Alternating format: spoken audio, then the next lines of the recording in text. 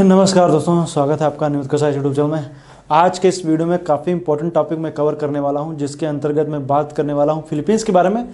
Philippines की भौगोलिक स्थितियों को हम चर्चा करेंगे और साथ में हम बात करेंगे साउथ चाइना सी के बारे में, दक्षिण चीन सागर के बारे में बात करेंगे और उसमें चीन की जो दखल है उसकी भी चर्चा करेंगे, कि आखिर चीन के लिए दक्षिण चीन सागर क्यों महत्वपूर्ण है उसकी चर्चा करेंगे और देखेंगे कि आसपास को देश दक्षिण चीन सागर को किस निगाह से देखते हैं उसकी भी हम चर्चा करेंगे। तो ये काफ़ी इंपॉर्टेंट वीडियो रहने वाला है और देखेंगे तो वैश्विक स्तर पर अमेरिका की जो दखलंदाजी दक्षिण चीन सागर को है वो किस तरीके से है उसकी भी हम चर्चा करेंगे। तो ये काफ़ी इंपॉर्टेंट वीडियो है और इसमें हम बात करेंगे 9 डैश लाइन का, जो दक्षिण सागर में खींची गई 9 काल्पनिक रेखाएं हैं, डैश हैं, जिसको चीन उस एरिया को अपना कहता आया है, उसकी भी हम चर्चा करने वाले हैं। काफ़ी इंपॉर्टेंट वीडियो है। आइए देखते हैं। ये मैंने फिगर बना दिया है। ये जो आपको दिख रहा है ये है फिलीपींस और इस तरफ आप देखेंगे तो ये ऊपर की तरफ चाइना है और यहाँ पर जब आप देखेंगे तो सबसे पहले आपको दिखेगा वियतनाम के बाद यहाँ पे कंबोडिया, उसके ऊपर लाओस, उसके बाद देखेंगे तो ये वाला जो एरिया आपको दिखेगा, ये वाला एरिया, और शायद आपको मैं ना दिख रहा हूँ वीडियो में, और ये वाला हिस्सा आपको देख थाईलैंड, और नीचे की तरफ देखेंगे तो मलेशिया दिखेगा। हालांकि मैं बात करने वाले मुख्य रूप से दक्षिण चीन सागर की। ये वाला हिस्सा जो आपको दिख रहा है ये दक्षिण चीन सागर, ये वाला हिस्सा क्या है दक्षिण चीन सागर, और इधर आप देखेंगे तो ये दिखेगा पूर्वी चीन सागर। कौन सा? पूर्वी चीन सागर है। और पूर्वी चीन सागर और दक्षिण चीन सागर के बीच जलसंधि स्थित है, जिसको हम बोलते हैं फार्मोसा जलसंधि।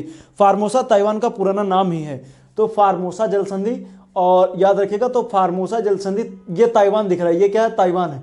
ताइवान और चीन के बीच में ये क्या है? ये चीन है और ये ताइवान है। ये ताइवान है, ये चीन है, ताइवान। चीन और ताइवान के बीच में जलसंधि स्थित है, जिसको हम बोलते हैं फार्मोसा जलसंधि। याद रखिएगा, इंपॉर्टेंट है, चीन और ताइवान के बीच में। दूसरा याद रखिएगा कि फार्मोसा जलसंधि दक्षिण चीन सागर और पूर्वी चीन सागर को भी जोड़ती है। यह भी याद रखिएगा, दक्षिण चीन सागर और पूर्वी चीन सागर को जोड़ती है। अब इसमें और जब हम देखेंगे तो ताइवान के नीचे जब आप देखेंगे तो एक द्वीपों की श्रृंखला दिखेगी। बहुत सारे द्वीप हैं इसमें, जिनमें से एक मुख्य इंपॉर्टेंट द्वीप है जिसको हम बोलते हैं लुजोन द्वीप। लुजोन द्वीप, तो ये नीचे का हिस्सा जो द्वीप से बहुत सारे दिखते हैं, ये पूरा द्वीप जो है ये है, इसको हम लोग कहते हैं फिलीपींस। तो फिलीपींस में बहुत सारे द्वीपों का कह सकते हैं एक समूह है फिलीपींस, जिसमें बहुत सारे छोटे छोटे द्वीप शामिल हैं। लेकिन मुख्य रूप से 2-3 द्वीप हैं जो इंपॉर्टेंट हैं, जिनमें से एक है लुजोन और एक देखेंगे तो मिंडोरा और देखेंगे तो मिंडनाओ। इसे यही कुछ इंपॉर्टेंट, मिंडोरा द्वीप, मिंडनाओ द्वीप और ये लुजोन द्वीप। सबसे इंपॉर्टेंट जो द्वीप है वो है लुजोन द्वीप। फिलीपींस की राजधानी मनीला लुजोन द्वीप पर ही स्थित है, और मैं बता दूं कि लुजोन द्वीप पर स्थित है। और दूसरा देखेंगे तो इसकी राजधानी, जो फिलीपींस की राजधानी मनीला, जहां पर अंतर्राष्ट्रीय चावल अनुसंधान संस्थान भी है, यही मनीला, यहीं पर देखिए ये दिख रहा है, ये आपको दिख रहा है मनीला। ये पूरा द्वीप जो आप देख रहे हैं यहाँ से लेकर के ये पूरा कौन सा? लुजोन द्वीप है। अब लुजोन द्वीप पर ही देखेंगे तो बहुत सारे ज्वालामुखी भी स्थित हैं, तो ज्वालामुखियों की भी चर्चा करेंगे और क्या क्या खास है उसकी हम चर्चा करेंगे। तो देखिए, एक लुजोन द्वीप हो गया, मिंडोरा द्वीप और मिंडनाओ द्वीप।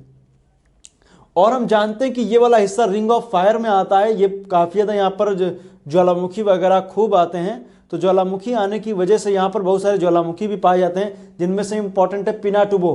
तो पिनाटुबो आता है फिलीपींस। ताल ज्वालामुखी या माउंट ताल पूछ लिया जाता है, ताल, माउंट ताल ज्वालामुखी,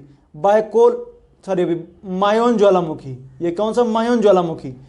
माउंट कालातुंगन और माउंट अपो।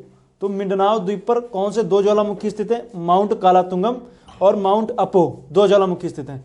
और पिनाटुबो और ताल ज्वालामुखी ये भी स्थित हैं। अब लुजोन द्वीप पर ही जब हम देखेंगे तो आपको देखने को मिलता है बाइकोल प्रायद्वीप।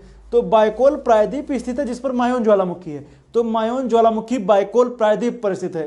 इंपॉर्टेंट नहीं है, याद रखने की कोई बहुत जरूरत नहीं है, मैं बता दे रहा हूं क्योंकि ये चीजें दी हुई हैं। अब और मैं बता दूं कि जो लुजोन द्वीप है और फार्मोसा, मतलब कि जो ताइवान है, इसके बीच में एक जलसंधि जिसको बोलते हैं लुजोन जलसंधि। याद रखिए, कौन सी जलसंधि? लुजोन जलसंधि। तो फिलीपींस और ताइवान के बीच में कौन सी जलसंधि? लुजोन जलसंधि है। और लुजोन जलसंधि की एक खास बात और है कि किसको किसको जोड़ती है? तो दक्षिण चीन सागर और फिलिपाइन सागर, ये वाला हिस्सा पूरा फिलिपाइन सागर है। तो दक्षिण चीन सागर और फिलिपाइन सागर के बीच में एक जलसंधि स्थित है, जिसको हम बोलते हैं लुजोन जलसंधि। किसको किसको जोड़ती है? जो मैंने दक्षिण सागर और फिलिपाइन, और किसको किसको अलग करती? ताइवान और फिलीपींस के बीच में। फिलीपींस का द्वीप है लुजोन। इसको याद रखिएगा, जो मैं बता रहा हूँ उनको आप अपने दिमाग में रखिएगा, कभी भी इससे प्रश्न आ सकता है। लुजोन तो वैसे इंपॉर्टेंट ही आता ही रहता है इससे प्रश्न। अब और बात करेंगे यहाँ पर और क्या खास है, थोड़ा सा हम बात करेंगे। तो देखिए, एक लुजोन जल संधि, फार्मोसा जल संधि। अब और जब हम देखेंगे तो दक्षिण में जब हम आएंगे तो दक्षिण में हमें देखने को मिलेगा मलेशिया, मतलब बोर्नियो द्वीप का उत्तरी हिस्सा जो मलेशिया दिखता है, मलेशिया है। तो फिलीपींस और मलेशिया के बीच में एक जल संधि स्थित है जिसको बोलते हैं बालाबाग जल संधि। तो बालाबाग जल संधि मलेशिया और फिलीपींस के बीच में कौन सी जल संधि है? बालाबाग जल संधि, याद रखिएगा, बालाबाग, बोर्नियो और फिलीपींस के बीच में या मलेशिया और फिलीपींस के बीच में, याद रखिएगा, ये बालाबाग जल संधि का ये है, इसको याद रखिएगा, कभी भी इसे प्रश्न आ सकता है। बोर्नियो इससे पहले मैंने इंडोनेशिया के वीडियो मैंने बता दिया, इसमें आप इसको पढ़िएगा, तो वो याद रखिएगा, बालाबाग जल संधि। दूसरा, मिंडोरा द्वीप और लुजोन द्वीप के बीच में यहां पर एक जल संधि स्थित है, इसको बोलते हैं मिंडोरा जल संधि। क्या बोलते हैं? मिंडोरा जल संधि। लुजोन द्वीप और मिंडोरा द्वीप के बीच में जल संधि स्थित है जिसको हम बोलते हैं मिंडोरा जल संधि। बहुत ज्यादा नहीं, देखिए यहाँ पर बहुत सारे द्वीप बने हुए, एक एक बताना शुरू करेंगे तो बहुत हो जाएगा। यहाँ पर देखिए सुलू सागर भी है, तो सुलू भी है यहाँ पर आप, लेकिन वो सब जाने दीजिए, जो इंपॉर्टेंट उसको बता दे रहे हैं। और देखेंगे लुजोन के बीच में, लुजोन जल संधि के बीच में यहाँ पर लुजोन और बायकॉल प्रायद्वीप के बीच में एक खाड़ी स्थित है, ये देखिए, जिसको बोलते हैं लेमन, ये झील मैंने लिख दिया इसको, ये खाड़ी है, इसको याद रखिएगा, लेमन खाड़ी। तो याद रखिएगा, लेमन खाड़ी स्थित है, मतलब बायकॉल प्रायद्वीप और मुख्य लुजोन द्वीप के बीच में देखेंगे यहाँ पर, तो एक प्रायद्वीप में के बीच में एक खाड़ी स्थित, इसको बोलते हैं लेमन को मिलेगा। जो फिलीपींस कई सारे पर्वत भी स्थित हैं, कई सारे ज्वालामुखी मैंने बताया, पर्वत भी कई सारे स्थित हैं। और पर्वतों की जब हम बात करेंगे तो यहाँ पर मुख्य रूप से लुजोन पर दो पर्वत देखने को मिलते हैं, एक पूर्वी किनारे पर, एक पश्चिमी किनारे पर। पूर्वी किनारे पर जो स्थित है उसको हम लोग बोलते हैं सियरा माद्रे, लेकिन आपको ये याद बिल्कुल भी नहीं करना, क्योंकि सियरा माद्रे अगर जो आप यहाँ पे याद करेंगे तो मैक्सिको में कंफ्यूज हो जाएंगे, इसलिए आपको याद रखिए, मतलब इतना ध्यान रखिए कि कुछ है सियरा माद्रे नाम का यहाँ भी, लेकिन वैसे सियरा माद्रे हम देखेंगे तो कहाँ पर है? मैक्सिको में। दूसरी तरफ देखेंगे तो दिखेगा कार्डिलेरा सेंटर, तो सेंटर कार्डिलेरा जब देखेंगे तो वो दिखेगा पश्चिमी किनारे पर। तो दो हैं। अब इसमें एक और इंपॉर्टेंट है कि यहां पर सियरा माद्रे और कार्डिलेरा सेंटर के बीच में एक पट्टी पाई जाती है, वैली है, घाटी है, जिसमें देखेंगे तो वहां पर उष्णकटिबंधीय घास के मैदान पाए जाते हैं। उस घाटी का नाम जब देखेंगे तो क्या है? कागोन घाटी है। उस घाटी का नाम क्या है? कागोन घाटी है, और वहां की उष्णकटिबंधीय वनस्पतियों को बोला जाता है कागोन। उष्णकटिबंधीय घास के मैदान है ये, उष्णकटिबंधीय घास के मैदान, उष्णकटिबंधीय घास के मैदानों को क्या बोला जाता है? कागोन बोला जाता है, याद रखिएगा, कागोन बोला जाता है। अब लगभग चीजें तो मैंने इसमें की बता दी जो भी इंपॉर्टेंट है। एक स्कारबोरो द्वीप है, अभी हम बताएंगे स्कारबोरो द्वीप को लेकर के क्या स्थिति है। तो अब तो ये हो गई बात है जो फिलीपींस की थी, लगभग चीजें मैंने बता दी हैं और कुछ इसमें है नहीं खास। अब बात करते हैं ताल ज्वालामुखी, भी आप याद रखिएगा, ताल और मिंडोरा बालाबाग जल संधि भी मैंने बता दिया, मलेशिया का बोर्नियो, यहीं पर देखेंगे तो ब्रुनेई दिखेगा, नीचे का हिस्सा जब देखेंगे तो हमें देखने को मिलेगा यहाँ से इंडोनेशिया। तो आइए देखते हैं, मेरा प्रश्न आपसे यह है कि इंडोनेशिया ने अपनी राजधानी स्थानांतरित कर करके कहाँ बनाई है? उस जगह का नाम मुझे कमेंट बॉक्स में बताइए जो लोग ये वीडियो देख रहे हैं, क्योंकि मैंने इंडोनेशिया के वीडियो में उसकी चर्चा की, आप लोग जा करके देखिएगा और कमेंट कीजिए कि इंडोनेशिया की होने वाली नई राजधानी कौन सी है। ये रहा दक्षिण चीन सागर। अब दक्षिण चीन सागर इतना क्यों इंपॉर्टेंट है उसकी हम बात करते हैं। दक्षिण चीन सागर में देखेंगे तो अब मैंने यहाँ पर कुछ डैश बनाए हुए हैं जिसको बोलते हैं 9 डैश, 1 2 3 4 5 6 7 8 9, ये कुछ इस तरीके से बनेगा। ये इसको बोलते हैं 9 डैश।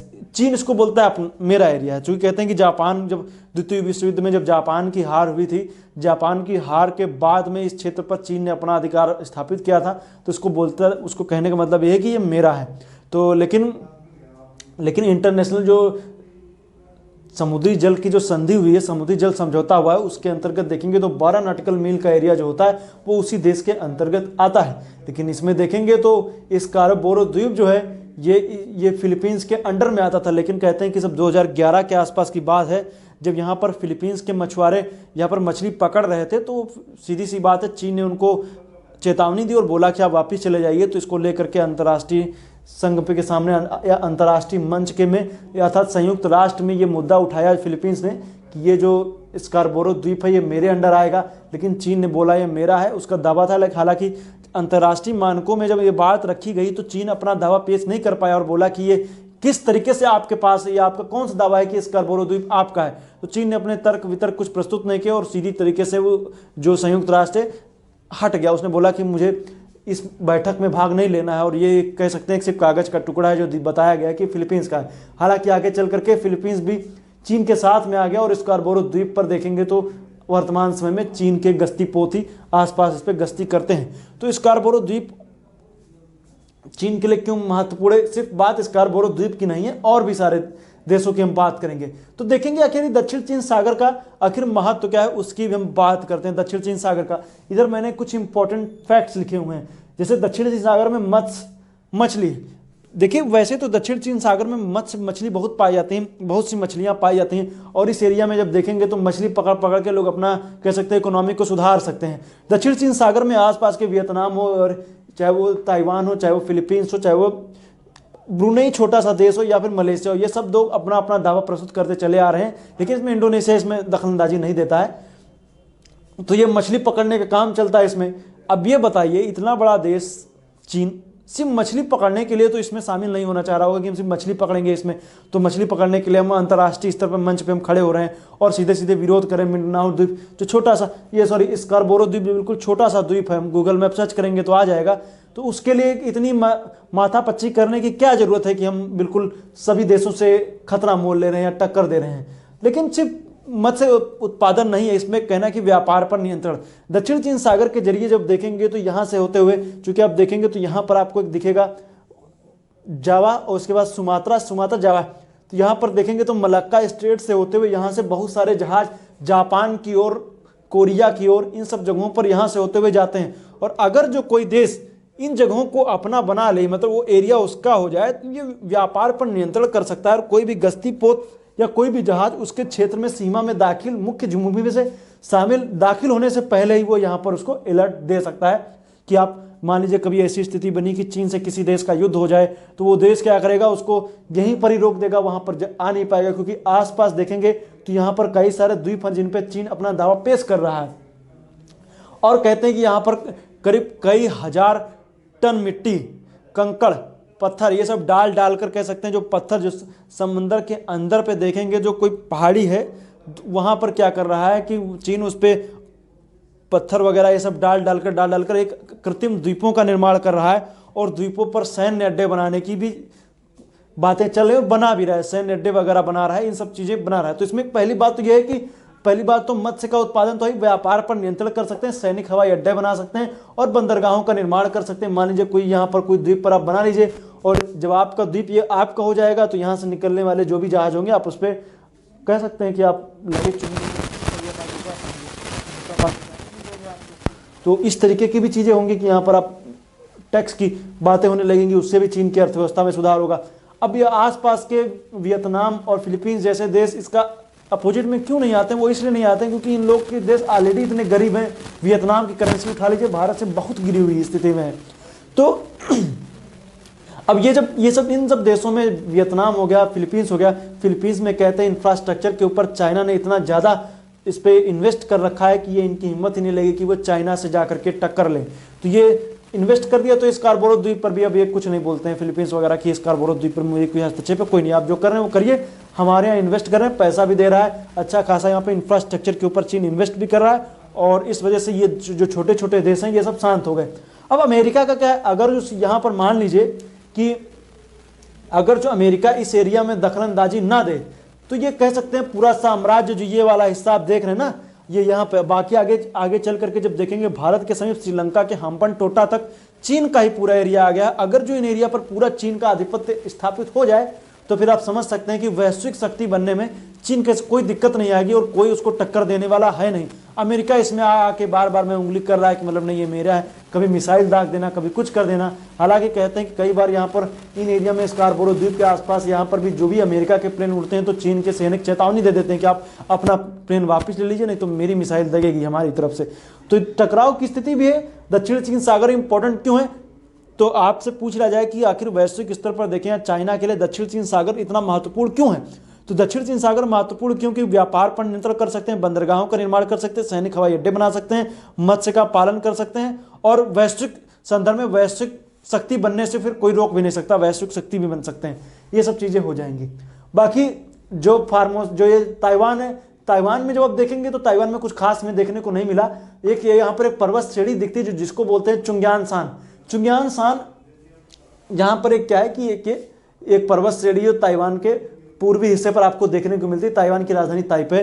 पहले ताइवान चीन का हिस्सा था, 1940 के गृहयुद्ध के बाद ताइवान चीन से अलग हो गया, लेकिन वर्तमान समय में चीन इसको अपना देश कहता है और कहता है कि जो भी ताइवान के साथ राजनयिक संबंध रखेगा फिर वो मेरे साथ नहीं रखेगा। इसलिए अंतर्राष्ट्रीय स्तर पर इसको बहुत ही कम लोग इसको मान्यता देते हैं, क्योंकि जो ये देश इसको मान्यता देगा फिर वो चाइना से संबंध नहीं रख सकता। और वैश्विक स्तर पर देखें तो चाइना से कौन दोस्ती नहीं करना चाहेगा। आप देखेंगे तो चाइना का सामान जो देख रहे हैं इफरात के भाव में आपको देखने को मिलता है, सस्ते रेटों पर मिल जाता है, और बहुत सी चीज़ें हैं आप देख रहे हैं। तो इस वजह से चीन से डायरेक्ट टक्कर कोई लेना नहीं चाहता है, क्योंकि चीन के साथ दोस्ती कह सकते हैं अच्छा समझौते के तौर पे देखी जाती है, क्योंकि सामान काफ़ी सस्ते दर पे चीन का मिल जाता है, व्यापार को बढ़ावा मिलता है। तो ये सब चीज़ें हो गई। अब ये तो बातें मैंने बता दिया, अब इनको अपने स्तर पर आप पढ़िए। दक्षिण चीन सागर का जो भी चीज़ें हैं मैंने बता दी, आप लोग इसको पढ़िए। दक्षिण सागर क्यों इंपॉर्टेंट है, सब चीज़ें लगभग मैंने बता दी हैं। तो आज के लिए इतना है। वीडियो देखने के लिए पुनः एक बार आपका बहुत बहुत धन्यवाद।